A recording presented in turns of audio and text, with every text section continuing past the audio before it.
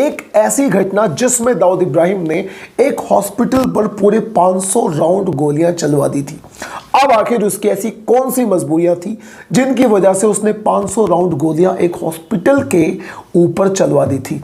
तो hello and welcome back, my name is Neeraj Sharma और मैं आपके साथ शेयर करने वाला हूं इस केस की पूरी डिटेल्स कि आखिर ये सब कैसे और क्यों हुआ था। अब ये बात है 1985 के बाद की। 1985 के बाद का वो समय जब दाऊद इब्राहिम हिंदुस्तान को छोड़कर दुबई में जाकर शिफ्ट हो गया था।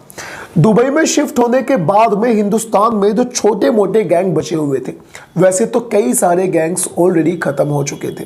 यानी कुछ ऐसे गैंग्स थे जिनको दाऊद इब्राहिम ने खुद खत्म कर दिया था। बहुत सारे गैंग ऐसे भी थे जो आपस में लड़कर खत्म हो गए थे। लेकिन उसी समय पर एक गैंग बचा हुआ था और उस गैंग का नाम था BRA गैंग। BRA बोले तो बाबू रेशम, रमा नायक और अरुण गोली। पहले ये वाला जो गैंग था ये दाऊद इब्राहिम के साथ ही काम किया करता था, लेकिन फिर आपस में कुछ बातें होती हैं, कुछ समझौते ऐसे होते हैं जिनकी वजह से ये गैंग आपस में एक दूसरे से अलग हो जाते हैं और एक दूसरे के पूरी तरह से कट्टर दुश्मन हो जाते हैं। अब मैं आपको बता दूं कि असल मामला क्या था। रमा नायक जो BRA गैंग में से था, वो एक प्रॉपर्टी को लेना चाहता था और उस टाइम पर उस प्रॉपर्टी की जो कीमत थी वो थी पूरे 3.5 करोड़ रुपए। उस प्रॉपर्टी को लेकर वो वहां पर कुछ फ्लैट्स बनाना चाहता था, बिल्डिंग्स बनाना चाहता था और उन बिल्डिंग्स को या तो किराए पे देना चाहता था या फिर पब्लिक को बेचना चाहता था और वहां से एक बहुत मोटा मुनाफा कमाना चाहता था। लेकिन जिस पार्टी की वो प्रॉपर्टी थी वो पार्टी सीधे तौर पर दाऊद इब्राहिम से कनेक्टेड थी। तो दाऊद इब्राहिम बीच में आता है और बीच में आकर दाऊद इब्राहिम एक समझौता करवा देता है। लेकिन उस समझौते के होने के बाद में रमा नायक यानी BRA गैंग के जो लोग थे, जो रमा नायक नाम का व्यक्ति था, वो पूरी तरह से एग्री नहीं होता। वो दाऊद इब्राहिम के साथ, दाऊद इब्राहिम की बातों से, दाऊद इब्राहिम के समझौते से पूरी तरह से खुश नहीं था। लेकिन दाऊद इब्राहिम तो दुबई में बैठा हुआ था। अब दुबई में बैठा दाऊद इब्राहिम इस समझौते को करा देता है। लेकिन यहीं से रमा नायक के बीच में, BRA गैंग के बीच में और हिंदुस्तान में चल रही दाऊद इब्राहिम की कंपनी डी कंपनी के बीच में एक अंदाज में गैंग वॉर शुरू हो जाती है। और इस गैंग वॉर का नतीजा ये निकल के आता है कि दाऊद इब्राहिम की कंपनी डी कंपनी ने BRA गैंग को पूरी तरह से खत्म कर, यानी जो रमा नायक था उसे भी मार दिया गया और जो बाबू रेशम था उसे भी दाऊद इब्राहिम के गुर्गों ने देखते देखते खत्म कर दिया। अब जो BRA गैंग था वो पूरी तरह से खत्म हो चुका था, लेकिन उसी गैंग का एक व्यक्ति अभी भी बचा हुआ था, यानी अरुण गोली। अब अरुण गोली ने अपने एक भाई के साथ मिलकर, और उसके भाई का नाम था किशोर गोली, अपने भाई के साथ मिलकर उसने एक गैंग बनाना शुरू कर दिया और वो अपने गैंग को बनाकर अपने उसी काम को करना शुरू कर देता है। कभी कभार उसकी डी कंपनी से, यानी दाऊद इब्राहिम की कंपनी से, दाऊद इब्राहिम के गैंग से लड़ाइयाँ भी हो जाया करती थी।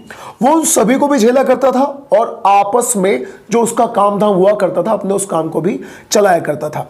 असल में उसका एक एरिया था और वो अपने उस एरिया से बहुत कम बाहर जाया करता था। यानी उसके बारे में बहुत सारे लोगों का ये कहना है कि वो अपने एरिया से बहुत कम बाहर जाया करता था। लेकिन जो उसका भाई था किशोर गोली, वो थोड़ा मस्त या यूं कह लीजिए मनमौजी अंदाज वाला व्यक्ति था। वो बेझिझक होकर सड़कों पे घूमा करता था, जहां उसका मन क्या करता था वहां जाया करता था। जो उसकी गर्लफ्रेंड हुआ करती थी उनको घुमाया करता था। यानी उसे बहुत ज्यादा डर किसी भी अंदाज में किसी भी गैंग से, यानी दाऊद इब्राहिम के गैंग डी कंपनी से बिल्कुल भी नहीं लगता था। लेकिन अरुण गोली के अंदर अभी भी दाऊद इब्राहिम का पूरी तरह से डर था, इसीलिए वो अपनी जगह पर रहा करता था। और उस जगह का जो नाम था वो मैं यहां आपको बताना चाहता हूं। उस जगह का नाम था दगड़ी चौल और उसी दगड़ी चौल जगह में वो हमेशा रहा करता था। वो वहां से बहुत कम कभी कभार बाहर निकला करता था। लेकिन किशोर गोली उसका भाई, वो कभी भी बाहर चला जाया करता था। लेकिन फिर समय आता है 22 जनवरी 1990 का। किशोर गोली शीतला माता के जो पास में एक मंदिर था वहां पर गया हुआ था और वहां पर दाऊद इब्राहिम के गैंगस्टर्स ने उसको गोलियों से भून डाला और देखते ही देखते उसकी वहां पर मौत हो जाती है। उसे हॉस्पिटल भी लेकर जाया जाता है, लेकिन वहां पर जाने से पहले ही उसकी ऑलरेडी मौत हो चुकी थी। अब इस बात का पता अरुण गोली को चलता है। जैसे अरुण गोली को इसका पता चलता है तो वो पूरी तरह से गुस्से में आ जाता है। इस समय पर अरुण गोली भी दाऊद इब्राहिम के किसी घरवाले को मारकर पूरी तरह से बदला लेना चाहता था। लेकिन दाऊद इब्राहिम के जितने भी ज्यादातर भाई थे वो ज्यादातर दुबई में रहा करते थे, और अगर कोई भाई हिंदुस्तान में रहा भी करता था तो उसकी सिक्योरिटी इतनी जबरदस्त थी कि उसकी सिक्योरिटी को लांग कर अंदर जाना अपना आप में एक बहुत बड़ी बात थी। तो अरुण गोली के लिए कहीं ना कहीं यह काम बहुत मुश्किल हो रहा था।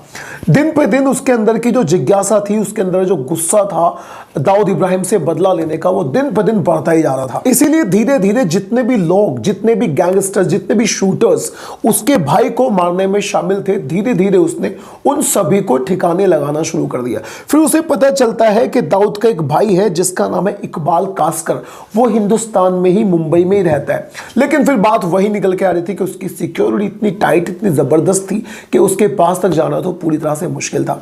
लेकिन यहां पर अरुण गोली ने, बाकी के जितने भी शूटर्स ने उसके भाई को मारा था, एक एक करके उसने उन सभी को ठिकाने लगाना शुरू कर दिया। उन सभी को मारने के बाद में उसके अंदर की जो खून लेने की प्यास थी, यानी खून के बदले खून, संबंध के बदले संबंध, यानी उसके दिमाग में बात बस यही चल रही थी कि जैसे तैसे मुझे उसके किसी सगे संबंधी को ही मारना है। उसके किसी सगे संबंधी को मारने से पहले मुझे किसी भी अंदाज में चैन नहीं मिलेगा। अरुण गोली का अपने साथियों से केवल और केवल यही कहना था, और उसकी यही जिद थी कि कुछ भी करके दाऊद इब्राहिम के किसी सगे संबंधी को मुझसे तुम मरवा दो और फिर मैं पूरी तरह से चैन की सांस ले लूंगा। अब अरुण गोली के भाई को मारने वाले गैंग्स में जो एक मेन आदमी था जिसका नाम था मनोज कुलकर्णी, मनोज कुलकर्णी को अरुण गोली ने ऐसे अंदाज में मरवाया था कि वो अंदाज अपने आप में बहुत ज्यादा फिल्मी अंदाज था। असल में मनोज कुलकर्णी के पास तक पहुंचने के लिए सबसे पहले वो प्लानिंग करता है, उसकी पूरी तरह से रेकी करता है। फिर उसे पता चलता है कि वो अपनी बहन की शादी में आया हुआ है। अब अरुण गोली अगर चाहता तो उसे बहन की शादी में वहीं जाकर मार सकता था, लेकिन उसे मारने के लिए वो फिल्मी अंदाज अपनाता है। वो वहां पर अपने लोगों को पुलिस की ड्रेस में भेजता है। पुलिस की ड्रेस में उसके लोग उसके पास जाते हैं और उससे बोलते हैं कि यहाँ पर तुम्हारी जान को खतरा है, इसीलिए तुम हमारे साथ चलो और हम तुम्हें एक सेफ जगह पर लेके चलेंगे। अब वो पुलिस वाले, असल में पुलिस वाले तो थे नहीं, वो तो अरुण गोली के आदमी थे। अब वो उस व्यक्ति को, यानी नाम था मनोज कुलकर्णी को, जो अरुण गोली के भाई का हत्यारा था, यानी जो मेन हत्यारा था, वैसे तो कई थे और कईयों को वो ऑलरेडी ठिकाने लगा चुका था, उसे लेकर अरुण गोली के मेन इलाके में पहुंच जाते हैं जिसका नाम था दगड़ी चौल, और वहां ले जाकर उसे बुरी तरह से मारते हैं, उस पर ताबड़तोड़ गोलियां चला देते हैं और इस अंदाज में उसकी हत्या कर डालते हैं। इस बात का पता जैसे तैसे दाऊद इब्राहिम को चलता है तो दाऊद इब्राहिम भी पूरी तरह से चौकन्ना हो जाता है, अपने लोगों को मुंबई में पूरी तरह से चौकन्ना कर देता है और डी कंपनी भी इस घटना से चौकन्नी हो जाती है। लेकिन अभी भी अरुण गोली का जो गुस्सा था वो ठंडा नहीं होता, क्योंकि मैंने आपको पहले ही बताया कि वो दाऊद इब्राहिम के किसी सगे संबंधी को मारना चाहता था। अब उसकी नजर पड़ जाती है दाऊद इब्राहिम की सगी बहन और बहुत ज्यादा चहेती बहन जिसका नाम था हसीना पारकर, और हसीना पारकर के हस्बैंड का नाम था इब्राहिम पारकर, जो एक कलाकार था और मुंबई में ही एक जगह जिसका नाम था नागपाड़ा, वहां पर वो एक अंदाज में एक छोटा सा होटल चलाता था और उस होटल का नाम था होटल कादरी। अब उसकी नजर उस पर पड़ जाती है, यानी इब्राहिम पर पड़ जाती है। अब वो इब्राहिम को मारना चाहता था, यानी हसीना पारकर के हस्बैंड को मारना चाहता था, यानी दाऊद इब्राहिम के जीजा को मारना चाहता था। दाऊद इब्राहिम के जीजा को मारने के लिए सबसे पहले उसने उसकी रेकी कराई, उसके बारे में पता करा कि वो कहाँ जाता है, उसके साथ कितनी सिक्योरिटी होती है, कितने बजे अपने होटल पे जाता है और कितने बजे वहाँ से वापस आता है। ये सारी रेकी कराने के बाद में फिर दिन आता है 1992, यानी 26 जुलाई 1992 को, जब वो व्यक्ति अपने एक ड्राइवर के साथ में, ड्राइवर का नाम था सलीम पटेल, अपने एक ड्राइवर के सामने अपने होटल, यानी वही होटल जिसका नाम था होटल कादरी, उसके सामने खड़ा हुआ था, खड़े होकर आराम से बात कर रहा था और उस पर ताबड़तोड़ गोलियां चलवा कर वो उसकी हत्या करवा देता है। यानी यहां पर सलीम पटेल की भी हत्या हो जाती है और दाऊद इब्राहिम के जीजा जिसका नाम था इब्राहिम, उसकी भी हत्या हो जाती है। अब जब दाऊद इब्राहिम को इसका पता चलता है तो वो पूरी तरह से गुस्से में आ जाता है। ये तक कहा जाता है कि जब दाऊद इब्राहिम को अपने जीजा की हत्या के बारे में पता चलता है तो वो कई रातों तक सोया नहीं था और उसने अपने जितने भी डी कंपनी के लोग थे हिंदुस्तान में उन सभी से बोल दिया था कि जितना भी जल्दी हो सके उतना जल्दी जो शूटर्स थे, यानी जिन शूटर्स ने उसके जीजा की हत्या करी है और उसके जीजा के ड्राइवर की हत्या करी है, उनको जितना भी जल्दी हो सके उतना जल्दी खत्म कर दो। लेकिन यहां पर एक बात और भी थी, दाऊद इब्राहिम के जीजा को मारने के लिए जो शूटर्स आए थे उनमें से 2 शूटर्स को पब्लिक ने वहीं पर पकड़ लिया और उनको बहुत ज्यादा ताबड़तोड़ मार पीटना शुरू कर दिया। उनको मार पीटने के बाद में पुलिस के हवाले कर दिया था। अब पुलिस उन दोनों को ले जाकर नजदीक में ही एक हॉस्पिटल था जिसका नाम था जे हॉस्पिटल, जो सरकारी हॉस्पिटल था, अपने आप में बहुत बड़ा हॉस्पिटल था, वहां पर एडमिट कर दिया था। अब दाऊद इब्राहिम ने रेकी करवानी शुरू कर दी कि उन दोनों जो शूटर्स हैं उनको ढूंढो और उनको फटाफट से मारना शुरू कर दो। जो जे हॉस्पिटल था वो एक ऐसे एरिया में था जहां पर हाजी मस्तान से लेकर बड़े बड़े जितने भी गैंगस्टर्स थे उसके आसपास में उन्हीं के घर थे, यानी उन्हीं सभी के ठिकाने थे। कई सारे पुलिस स्टेशंस भी थे और उसके साथ साथ बड़ी बड़ी राजनेताओं की बिल्डिंग्स भी वहां पर थी। ये सारी चीजें वहां होने के बावजूद वहां पर जे हॉस्पिटल था और उसी जे हॉस्पिटल में वो 2 शूटर्स एडमिट थे जिन्होंने दाऊद इब्राहिम के जीजा को मारा था। दाऊद इब्राहिम ने उन शूटर्स को मारने की जो जिम्मेदारी दी थी वो दी थी एक इंसान को, एक व्यक्ति को, एक गुर्गे को, जिसका नाम था छोटा शकील। अब जब छोटा शकील इन शूटर्स को मारने की प्लानिंग करता है तो वो अपनी प्लानिंग में यूपी तक पहुंच जाता है और यूपी के उस समय के बहुत बड़े गुंडे जिसका नाम था ब्रजेश सिंह, उसको वहां से अपने साथ लेके जाता है। और महाराष्ट्र के 2 शूटर थे जिनका नाम था बच्ची पांडे और दूसरे का नाम था सुभाष सिंह ठाकुर, और उसके साथ में और भी बहुत सारे गुंडे थे, यानी बहुत सारे गैंगस्टर्स थे जो अपने अपने आप में बहुत ज्यादा फेमस थे। और कुछ ऐसे शूटर्स थे जिन्होंने पहले कई मर्डर्स किए हुए थे। अब वो इन सभी को इकट्ठा करके जे हॉस्पिटल की रेकी करवाना शुरू कर देता है। अब वो ये सारा का सारा काम इतनी हड़बड़ी में हो रहा था कि जिस दिन, यानी ये सारे शूटर्स को इकट्ठा कर लिया जाता है।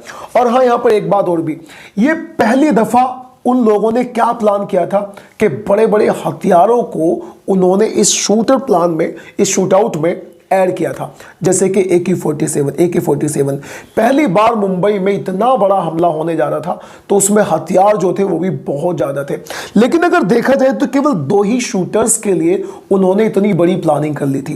पूरे 10 शूटर्स को, यानी 10 गैंगस्टर्स को, 2 शूटर को मारने के लिए उन्होंने इकट्ठा कर लिया। लेकिन बात यही थी कि दाऊद इब्राहिम बहुत ज्यादा गुस्से में था क्योंकि जो उसका जीजा था इब्राहिम, उसका तो पूरी तरह से, इब्राहिम पारकर, उसका पूरी तरह से डी कंपनी से कोई मतलब ही नहीं था। यानी जो दाऊद का गैंग था उससे उसको कोई मतलब नहीं था। वो तो अपना अलग एक छोटा सा कलाकार था, यानी फिल्मों में काम किया करता था और अपना एक छोटा सा होटल कादरी चला रहा था और अपनी जिंदगी को बिल्कुल अलग अंदाज में जी रहा था। इसीलिए दाऊद इब्राहिम यहां पूरी तरह से गुस्सा में था। फिर दिन आता है वो दिन जिस दिन उन 2 शूटर्स पे हमला करना था। ये सारे काम को इतनी जल्दी अंजाम देना चाहते थे कि इन्हें यही नहीं पता था कि हॉस्पिटल के किस वार्ड में वो 2 शूटर्स वहां पर अंदर हैं। किसी भी शूटर को इस बारे में नहीं पता था।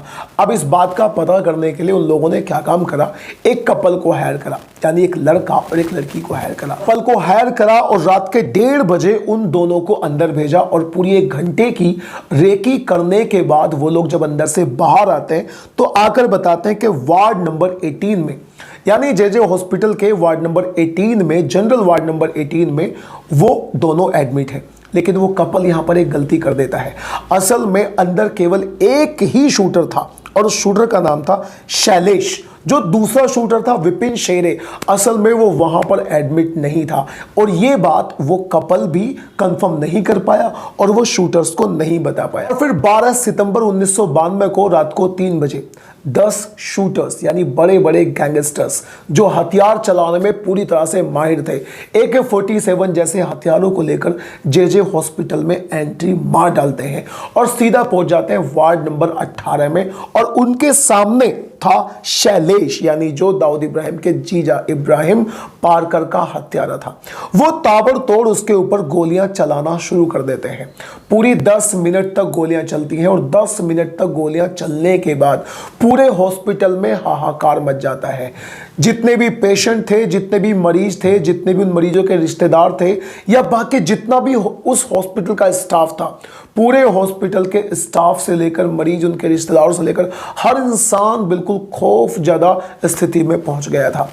अब जो वो व्यक्ति था यानी शैलेश जो था, जो शूटर था जिसको मारने के लिए 10 शूटर वहां पे एंट्री करे थे, उसके साथ में पुलिस वाले पहरा देने पर थे। अब वो पुलिस वाले जवाबी कार्रवाई में उन लोगों पर गोलियां चलाते हैं, लेकिन पुलिस वालों के पास कहाँ छोटी मोटी गोलियां थी, यानी छोटे मोटे हथियार थे। उनके पास बड़े बड़े AK-47 जैसे हथियार थे, तो उनके छोटे मोटे हथियार उनके इतने बड़े बड़े हथियारों के सामने कहाँ टिक पाते। खैर, जब गोलियां दोनों तरफ से चल ही रही थी, फिर उन शूटर्स को यह रियलाइज होता है कि यहां पर गोली चलाने का कोई फायदा नहीं है, और वो वहां से सीधा एक दूसरे को इशारा करके वहां से सीधा भाग जाते हैं। भागने के बाद में इस शूटआउट में पूरे 500 राउंड गोलियां चलती हैं, वो भी केवल और केवल 10 मिनट में। 2-3 पुलिस वाले भी घायल हो जाते हैं। शैलेश तो पूरी तरह से मर ही चुका था, और भी वहां पर 2-4 मरीज थे जो घायल हो गए थे। बाद में जितने भी शूटर्स थे, यूपी के शूटर्स थे, महाराष्ट्र के शूटर्स थे, मैंने आपको बताया सुभाष सिंह नाम का एक यूपी का शूटर था जो यूपी में पहले से ही बहुत ज्यादा फेमस था, यानी कुख्यात था, वो था। अब ये लोग बाद में AK-47 को ऐसे हिलाते हुए, उससे गोली चलाते हुए और लोगों को डराते हुए वहां से भाग जाते हैं। ये शूट आउट हुआ, इसमें पूरे 500 राउंड गोलियां चली और ये खबर देखते ही देखते पूरे हिंदुस्तान में फैल गई। उधर दाऊद इब्राहिम को जब पता चला कि उसके जिगर का शूटर मारा गया है, तो वो भी बहुत ज्यादा खुश हुआ। लेकिन यहां पर एक बात बहुत ज्यादा गलत हो गई थी। वे शूटर जब वहां से भागे थे तो ऐसा माना जाता है कि वो लाल बत्ती की गाड़ी में भागे थे, और जिसकी वो गाड़ी थी वो मुंबई का ही एक मेयर था। यहां पर उसका नाम तो लेना मैं मुनासिब नहीं समझूंगा। तो वो उसके मेयर की गाड़ी से भाग गए थे, और इस शूटआउट में कई सारे पॉलिटिकल कनेक्शंस निकल के आए थे। यहां तक कि ऐसा माना जाता है कि कई सारे कैबिनेट मिनिस्टर से लेकर MLA तक का नाम भी दाऊद इब्राहिम से जोड़ा गया था जब ये शूटआउट हुआ था JJ हॉस्पिटल पर, जिसमें 500 राउंड गोलियां चली थी और एक व्यक्ति को मार दिया गया था और कई सारे लोग इसमें घायल हो गए थे। महाराष्ट्र से लेकर यूपी तक इसके कनेक्शंस आए थे, और पूरे हिंदुस्तान को पता चल गया था कि दाऊद इब्राहिम के बड़े बड़े कमिश्नरों से, बड़े बड़े पॉलिटिशियन से कनेक्शंस हैं। अब उसके बाद से लेकर अभी तक, यानी दाऊद इब्राहिम तो तभी से हिंदुस्तान के लिए अपने आप में एक मोस्ट वांटेड क्रिमिनल है ही है। अब आप लोग क्या कहना चाहते हैं इस तरह की घटनाओं के बारे में, इस तरह के इंसिडेंट्स के बारे में, दाऊद इब्राहिम के बारे में? आप जो कुछ भी कहना चाहते हैं अपनी राय कमेंट बॉक्स में जरूर बताइएगा। और दोस्तों, अगर आपको क्राइम स्टोरी सुनना अच्छा लगता है तो do subscribe to this channel.